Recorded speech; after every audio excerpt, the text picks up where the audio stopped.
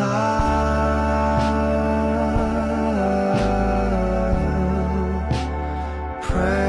for you all the time. If I could be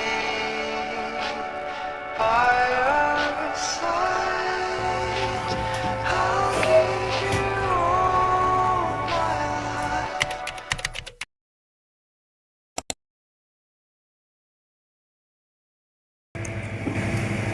Hai, Assalamualaikum warahmatullahi wabarakatuh dan selamat siang semuanya.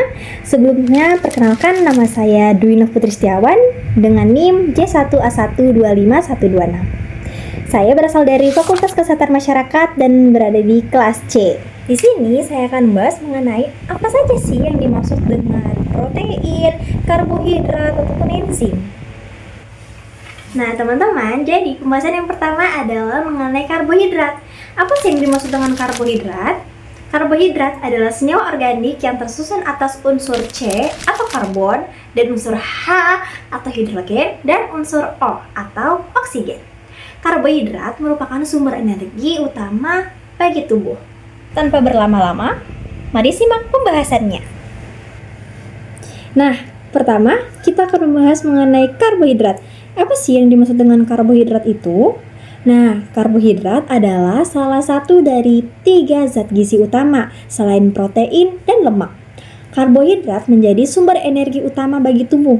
Hampir seluruh aktivitas tubuh termasuk berpikir, bergerak, bernapas, dan pencernaan membutuhkan energi dari karbohidrat. Nah, teman-teman, fungsi karbohidrat dalam tubuh ini apa saja sih?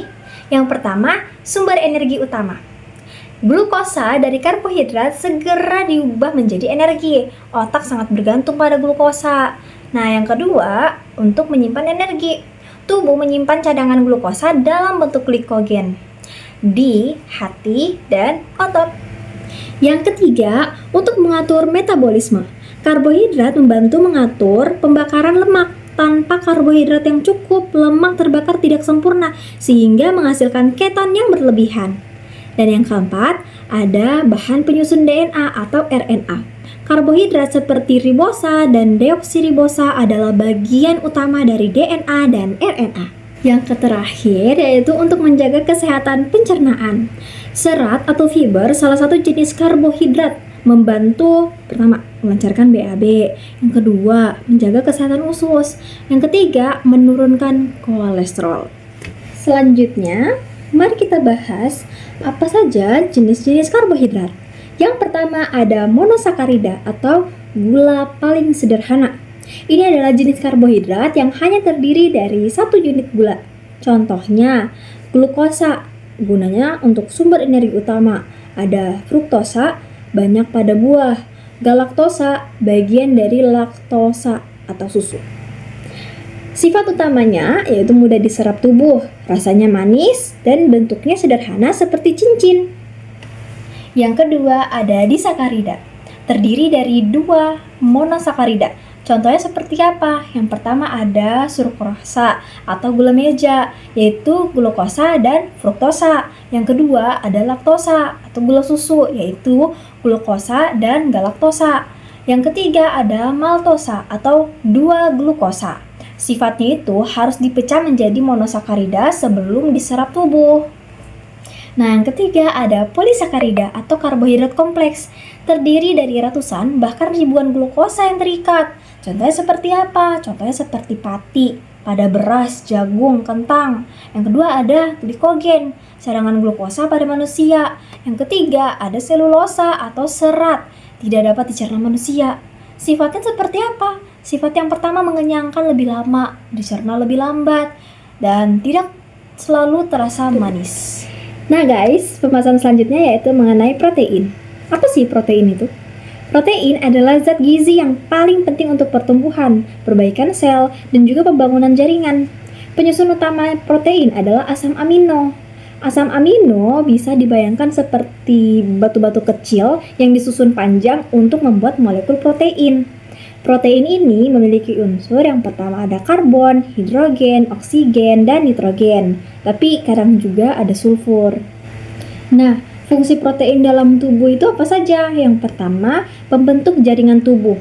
Protein membentuk otot, kulit, rambut, kuku, bahkan organ dalam. Yang kedua, untuk memperbaiki sel yang rusak. Setiap hari sel tubuh itu ada yang rusak loh dan diganti. Proses ini membutuhkan protein. Yang ketiga, untuk pembentukan enzim dan hormon. Banyak enzim adalah protein. Beberapa hormon seperti insulin, hormon pertumbuhan, juga protein. Yang ketiga, pembentukan antibodi. Protein membuat antibodi yang melawan infeksi. Dan yang selanjutnya yaitu untuk pengangkut zat. Contohnya seperti hemoglobin atau protein yang mengangkut oksigen, ada albumin yang mengangkut hormon.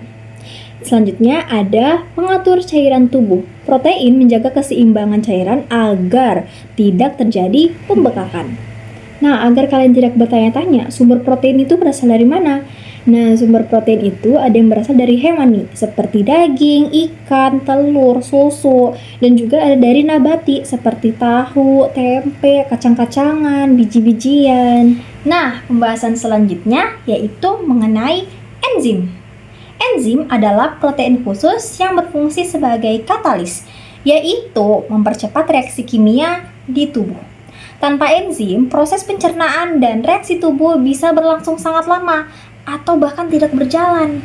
Mengapa sih enzim itu penting? Enzim itu penting karena hampir semua proses dalam tubuh membutuhkan enzim, seperti pertama, mencerna makanan, kedua, memecah karbohidrat, protein, dan lemak, yang ketiga, memperbaiki sel, dan yang keempat, menghasilkan energi. Tanpa enzim, hidup tidak mungkin berlangsung. So, bagaimana sih cara kerja enzim? Yang pertama, enzim punya bagian yang namanya situs aktif. Ini tempat substrat zat yang ingin diolah atau menempel. Yang kedua, enzim dan substrat cocok seperti kunci dan gembok. Model ini disebut dengan lock and key. Yang ketiga, kadang enzim menyesuaikan bentuknya, namanya induced fit atau penyesuaian bentuk. Dan yang keempat, setelah substrat berubah menjadi produk, enzim tetap utuh dan dapat digunakan kembali. Contoh, enzim amilase memecah pati. Kedua ada enzim pepsin memecah protein di lambung. Nah, faktor yang mempengaruhi enzim apa saja? Yang pertama ada suhu. Enzim manusia bekerja optimal di sekitar 37 derajat Celcius. Yang kedua ada pH. Tiap enzim punya pH ideal. Yang ketiga ada konsentrasi substrat. Yang keempat ada inhibitor, zat yang menghambat enzim. Kemudian ada bagian-bagian enzim. Yang pertama ada apoenzim, bagian proteinnya. Yang kedua ada kofaktor atau koenzim, vitamin atau mineral yang membantu. Yang ketiga ada holoenzim, seperti apoenzim dan kofaktor. Karbohidrat, protein, dan enzim adalah 3 komponen biologi penting yang bekerja sama untuk mempertahankan kehidupan. Karbohidrat merupakan sumber energi utama tubuh. Mereka tersusun dari unit gula sederhana hingga kompleks dan berfungsi memberi energi instan, menyimpan energi sebagai glikogen, serta membantu kerja metabolisme dan pencernaan melalui serat. Protein adalah bahan utama pembangun tubuh yang tersusun dari asam amino. Protein berperan dalam pertumbuhan, perbaikan jaringan, pembentukan enzim, hormon, antibodi, serta menjaga keseimbangan cairan. Struktur protein yang kompleks memungkinkan tubuh memiliki banyak fungsi biologis penting. Nah, untuk enzim adalah protein khusus yang bertindak sebagai katalis, mempercepat hampir semua reaksi kimia tubuh seperti pencernaan, produksi energi, perbaikan sel. Enzim bekerja melalui interaksi spesifik dengan substrat seperti kunci dan gembok. Dan aktivitasnya dipengaruhi oleh suhu, pH, serta konsentrasi. Secara keseluruhan, karbohidrat menyediakan energi, protein membangun dan memperbaiki. Nah, secara keseluruhan, karbohidrat menyediakan energi, protein membangun dan memperbaiki tubuh, dan enzim memastikan semua proses kimia berjalan cepat dan efisien. Ketiganya saling terhubung dan sangat penting untuk kelangsungan hidup manusia. Nah, sekian dari saya. Saya Duyuna Putri Setiawan mengucapkan terima kasih dan mohon maaf apabila ada salah kata. Saya akhiri dengan wabillahi taufiq wa hidayah. Wassalamualaikum warahmatullahi wabarakatuh. Bye.